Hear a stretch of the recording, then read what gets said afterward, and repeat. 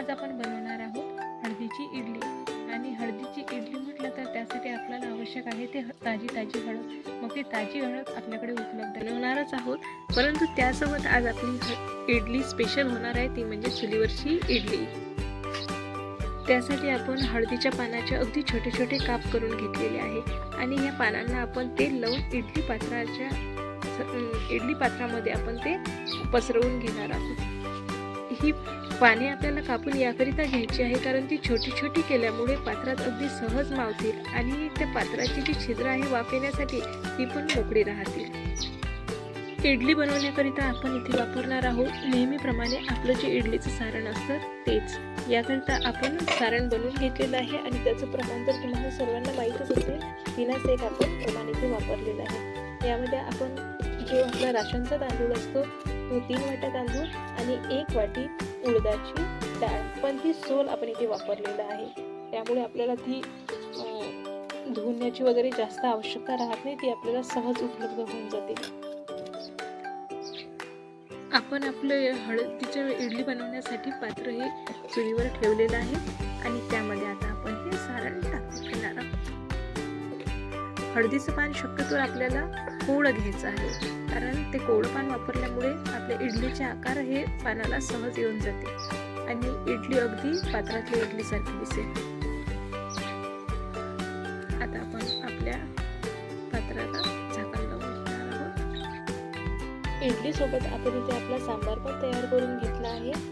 यामध्ये आपण फुलकोबी, हिरवी मिर्च, त्यानंतर टमाटर आणि कोथिंबीर हे सर्व आपण लावून घेतलेलं आहे आणि खमंग असा सांबार इडली सोबत तयार केलेला आहे आणि तो सुद्धा चुलीवरचा, त्यामुळे त्याची चव काय असेल हे तुम्हाला सांगण्याची आवश्यकता असते।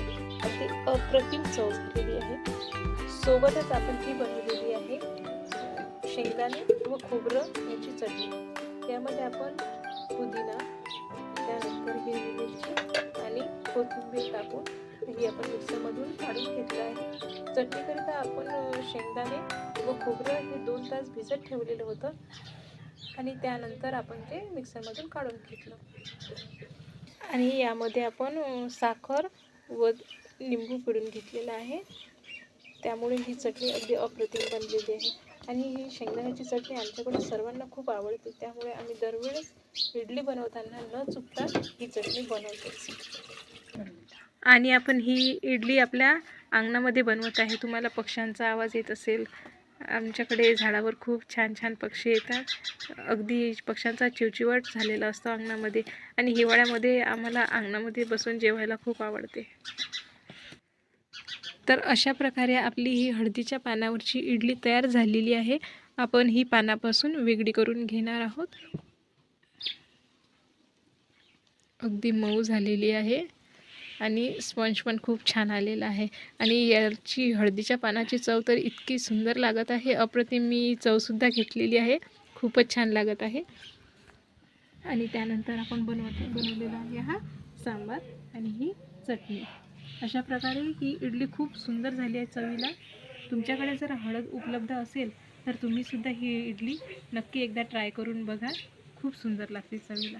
थँक्यू। तुम्हाला हा व्हिडिओ कसा वाटला हे मला नक्की कळवा आणि माझ्या व्हिडिओला लाईक, शेअर आणि सबस्क्राईब करायला विसरू नका। धन्यवाद।